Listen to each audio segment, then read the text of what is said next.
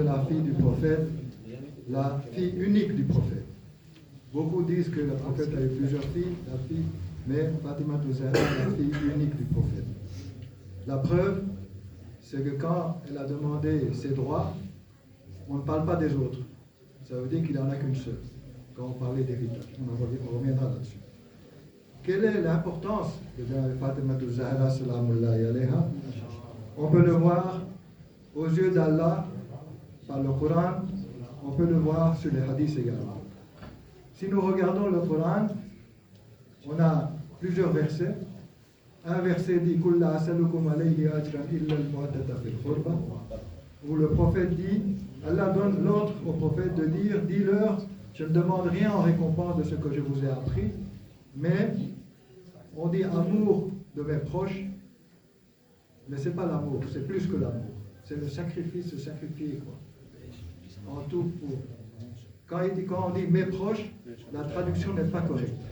Parce que Qurba, c'est féminin singulier. Je vais vous expliquer ça en quelques mots. Moulana a déjà expliqué cela. Par exemple, quand on dit Akbar, grand, le nom pour dire Akbar c'est Kabir. Ça c'est masculin, féminin, masculin singulier. Et le féminin singulier, c'est Kubra. Kubra. On dit Zainab et Kubra, Khadija de Kubra, ça vient de là. Petit, Saghir, Asghar, Saghir, Sughra. De la même façon, Akrab, Qarib, Qurba. Donc Qurba est féminin singulier. Donc si on prend ce verset littéralement, le prophète dit ayez l'amour, sacrifiez-vous pour ma proche, si je puis dire. Et c'est Janab Fatima Zahra salamullahi. Non seulement ça, pour prouver que ce que je viens de dire est bon, on prend un autre verset que Moulana a relaté aussi. Atiz al-Qurba haqqa. Il y a eu un autre, après la bataille de Khaybar, si je ne me trompe. Il dit, donc, Jibril dit au prophète, Allah donne à tes proches, et de nouveau il y a le mot Qurba, à ta proche, si je puis dire, hein, leurs droits. Qu'est-ce qui était en fait le fait? Quand il y avait des batailles, le butin de guerre était distribué parmi les vainqueurs. Mais lorsque le but, c'était pas un butin de guerre, il n'y avait pas eu de guerre, et que le prophète recevait quelque chose, c'était sa possession, sa propriété. Et Fadak était une des propriétés. Alors, quand ce verset est révélé, le prophète demande à Jibril de demander à Allah subhanahu wa ta'ala qui sont mes proches. Il le savait, mais ça c'était pour montrer aux compagnons quelle était l'importance de Fatima Zahra. Le Jibril revient et dit, Allah dit que c'est à Fatima que vous devez donner Fadak. Donc là, ça prouve le verset qui dit ça. Maintenant, si on va dans les hadiths, on relate tous les jours les hadiths Ekissa.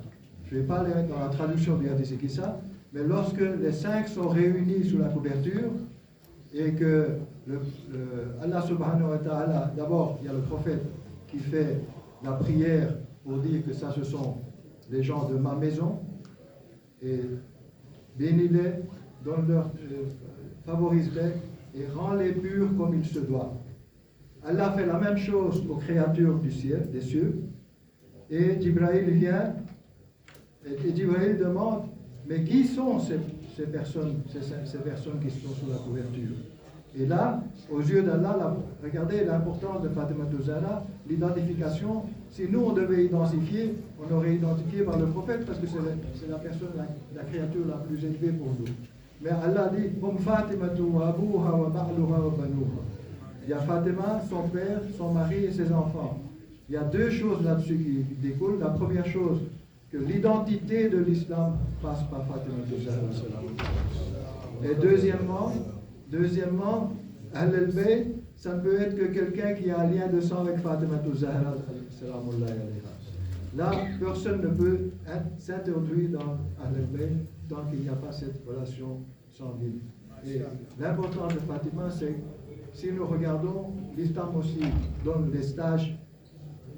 On dit que la fille, c'est une bénédiction pour les parents.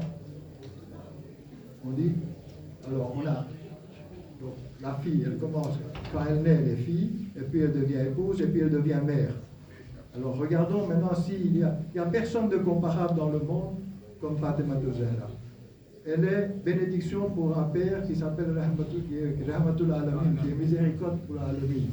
Elle est Sayyidatul Alamin. Elle est la femme de Kulli Iman Ali. Elle est la mère des seigneurs du paradis Hassan et Hussein alayhi salam. Vous ne trouverez nulle part dans le monde, dans l'histoire, quelqu'un de comparable à Fatima Zahra. Je vous remercie. Salam alaikum.